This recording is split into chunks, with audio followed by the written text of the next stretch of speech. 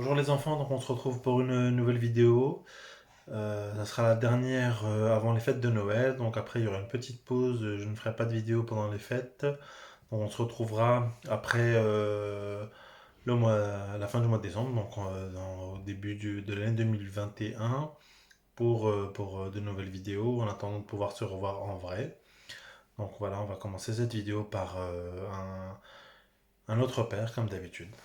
Je me baba blona le بابا نديري بشمية مبايش خوتشا شموخ أتي مالكوتو خاوي جبونو درديلي بشمية أدا خمبرة إلا نلخ ما صيغو تدادي يوم شوغ طانا جنان اختياتا دم أم أخني شوغ للاني دختيلي إلا لا موتن جوج ورابا إلا نخلصان من بيشام سبب ديلو خيلا مالكوتا خيلا وتشبوغ تدلا بابا بديل آمين بابا برونار وخوتشا خلا آمين. Donc voilà, comme c'est le dernier cours avant Noël, on va pas faire la suite des leçons comme on aurait pu le faire depuis le début. Donc on va pas faire la leçon numéro 11 et la numéro 12. On va passer directement à la leçon numéro 13 qui s'intitule Le mystère de l'incarnation. Donc voilà, qu'est-ce que c'est que le mystère de l'incarnation? Donc déjà, pour commencer, on va essayer de comprendre qu'est-ce que veut dire ce mot incarnation. Donc le mot incarnation, il faut le découper en plusieurs parties. Donc le 1, le début, IN, karna, et le préfixe sion. Le suffixe sion, excusez-moi. Donc, le mot qui va nous intéresser, c'est vraiment le mot central. Le mot central, qu'est-ce que c'est? C'est karna. Karna, vous l'avez déjà vu avant ça. Vous avez déjà entendu ce mot-là dans un mot que vous entendez très très souvent, souvent autour du mois de février, c'est le mot carnaval. Carnaval, ça veut dire karna, valet. Karna, c'est la chair, la viande.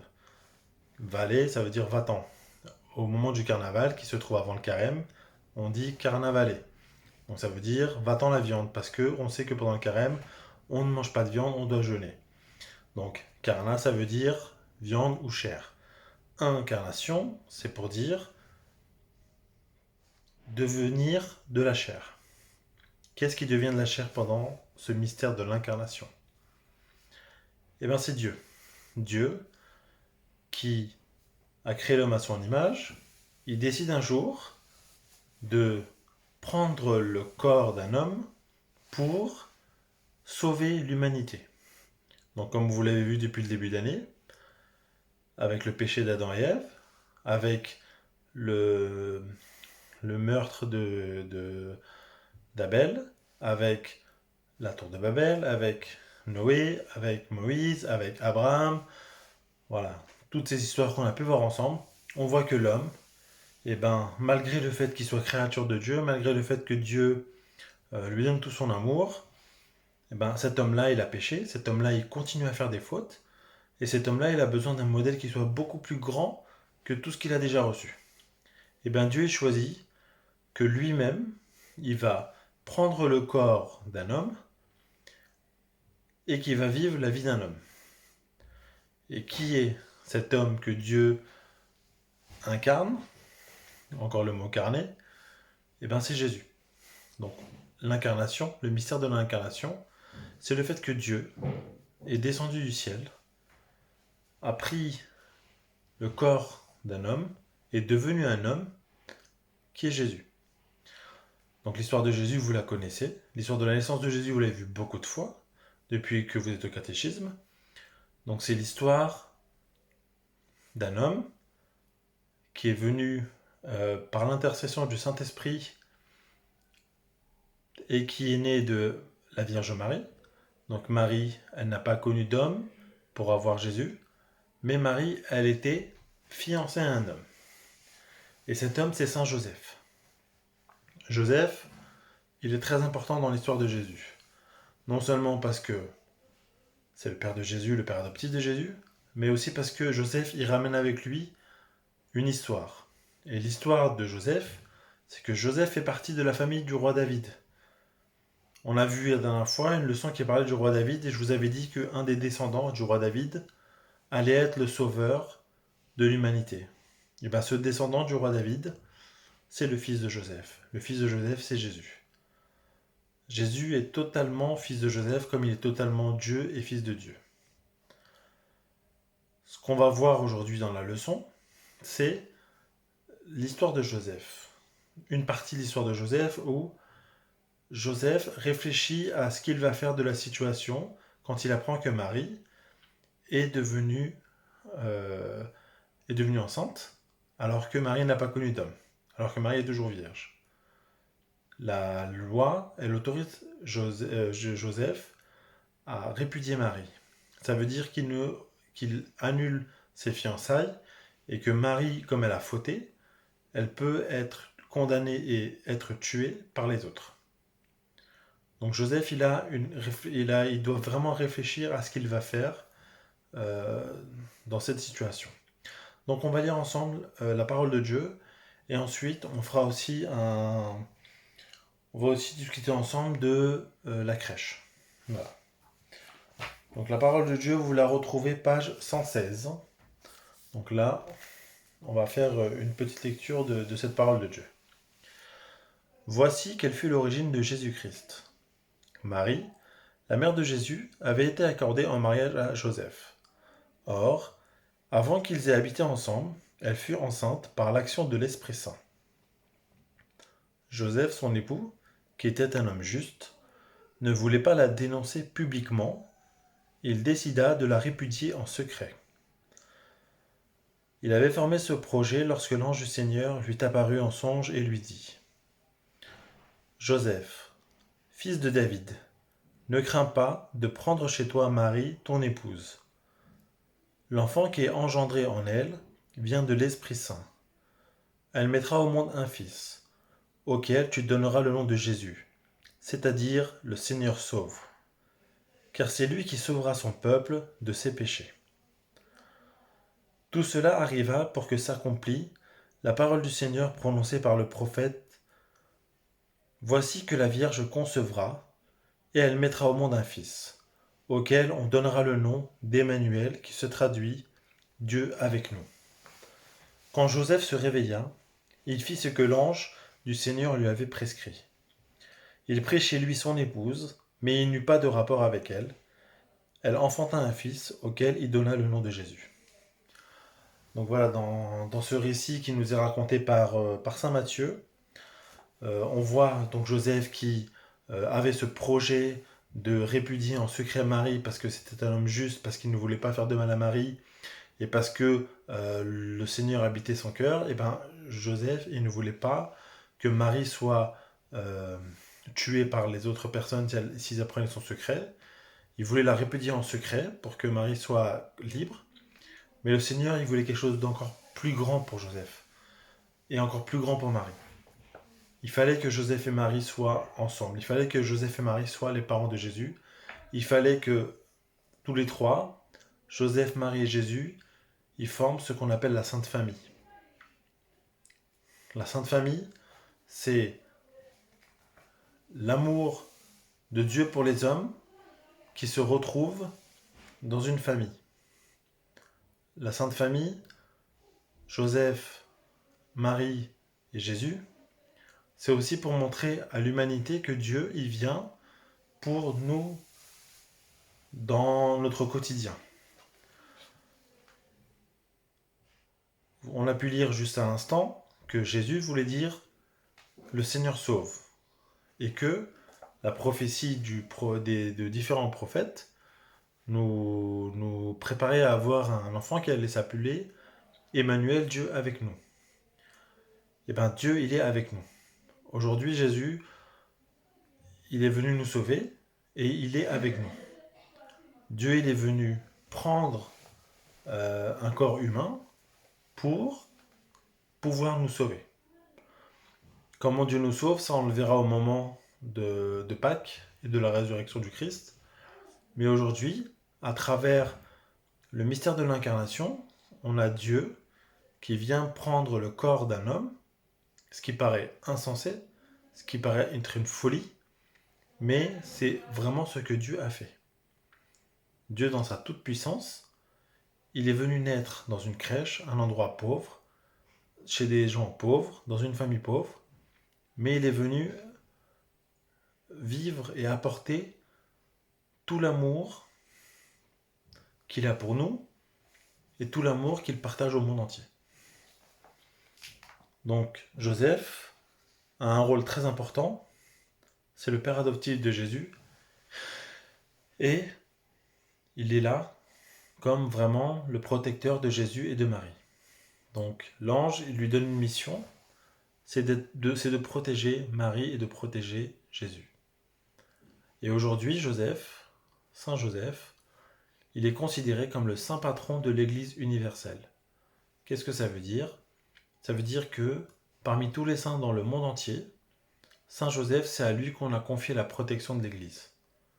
C'est le saint qu'on prie quand on prie pour l'Église. Saint Joseph, comme il a protégé Marie et comme il a protégé Jésus, eh ben, il protège l'Église en haut dans le ciel. C'est le saint qui protège l'Église, il y a plein d'autres saints qui le font, mais lui c'est vraiment l'un des plus importants qui protège l'Église. Aujourd'hui, le pape François, il y a quelque temps, il a déclaré que cette année, donc l'année 2010 qui est 2020, excusez-moi, qui est en train de se terminer, et l'année 2021 qui va bientôt arriver, elle sera dédiée à Saint Joseph. C'est une année où il faut prier particulièrement Saint Joseph, parce que l'Église a besoin de notre prière, parce que le monde a besoin de notre prière, et voilà, on va être amené dans l'année à prier énormément Saint Joseph. Donc, Saint Joseph est un homme juste, il respecte les décisions de Dieu, c'est un homme droit, fidèle à sa parole. Donc, sur Saint Joseph, on pourrait encore dire plein de choses. J'essaierai de vous en reparler quand on se verra ensemble. Maintenant, on va parler ensemble de la crèche. Donc, vous avez une crèche, page 117. Donc, vous voyez la crèche qui est page 117. Hein. Donc, les personnages de la crèche, les personnages qu'on voit très souvent. Donc, vous avez, pour que je puisse être à peu près dans le même sens de vous, Marie, qui est une jeune femme, donc Jésus, Joseph, d'autres personnages qui se trouvent ici et là sur le dessin, ce sont des bergers. Les bergers, ça représente le peuple. Donc vous avez la Sainte Famille, vous avez le peuple. Donc ce sont des témoins comme nous qui ont pu vivre ce moment extraordinaire dans l'histoire de l'humanité. Pour que ce moment divin devienne un moment que toute l'humanité peut partager. Et pour prouver que c'est un moment divin, ce moment il est aussi contemplé par les anges. Les anges sont présents au moment de la naissance de Jésus. Parce que c'est un moment vraiment que toute la création de Dieu vient, vit et glorifie ce moment. Et un peu plus tard, dans l'histoire, on a les rois mages qui sont ici, qui viendront pour offrir des cadeaux à Jésus. Donc, il n'y a pas de leçon juste après sur les rois mages, si je me rappelle bien. Donc, vous l'avez sûrement déjà vu les autres années, les rois mages ils ramènent 3 cadeaux, donc l'or, l'encens et la myrrhe. Donc la myrrhe, c'est un parfum un peu amer. Donc il représente la mort de Jésus.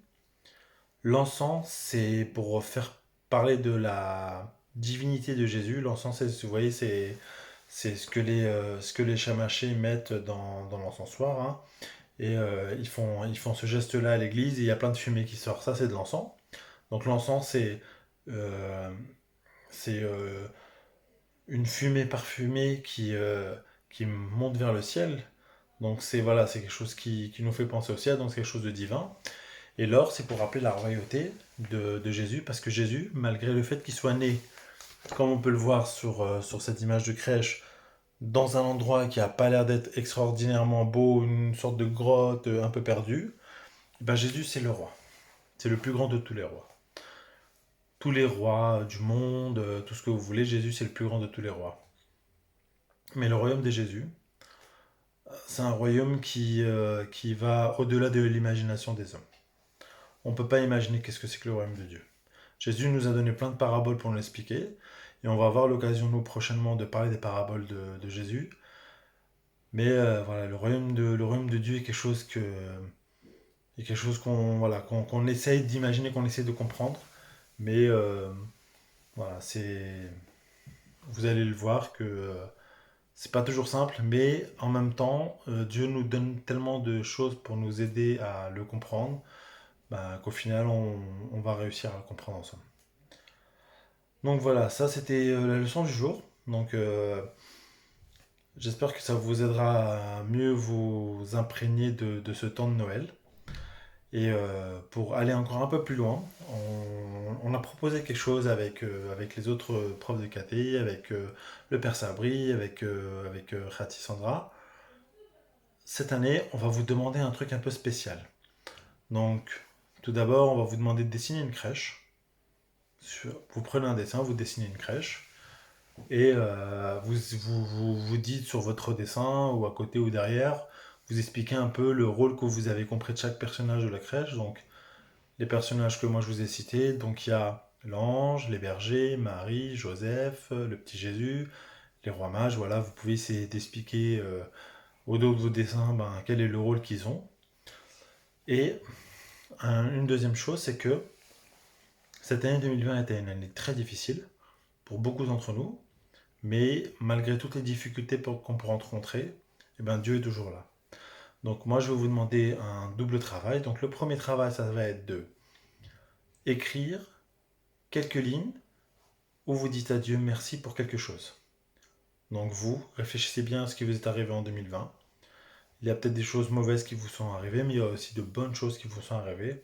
Donc pour 2020, trouvez quelque chose où vous avez envie de dire merci à Dieu. Et pour 2021, vous allez écrire une prière pour ce que vous espérez de mieux pour 2021. Et ces deux prières-là, il faudra prier en famille. Et ensuite, vous aurez la possibilité de venir déposer les prières à Saint-Thomas devant la crèche. Il y aura des paniers ou un panier où vous pourrez venir déposer votre prière. Donc voilà, je suis toujours disponible. Si vos parents ont besoin de plus d'explications, vous pouvez m'envoyer un message, m'appeler et je vous donnerai plus d'explications par rapport à tout ça.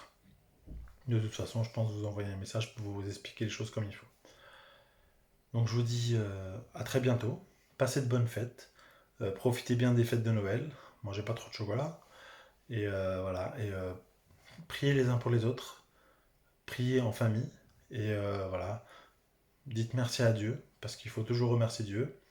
Et on se revoit très bientôt. On va prier la Vierge Marie pour terminer cette leçon d'aujourd'hui. Et on dira au revoir juste après. Je me baba bruna rocha halamin. Shlama lach Mariam. Leita name. Maran mach. Borachta binche. Barchere pet kasach isho. Maat Mariam. Yimidaram. Salam badalan. Achniatai. Dago saan matan amin. Je me baba bruna rocha halamin. Allez, au revoir, à très bientôt.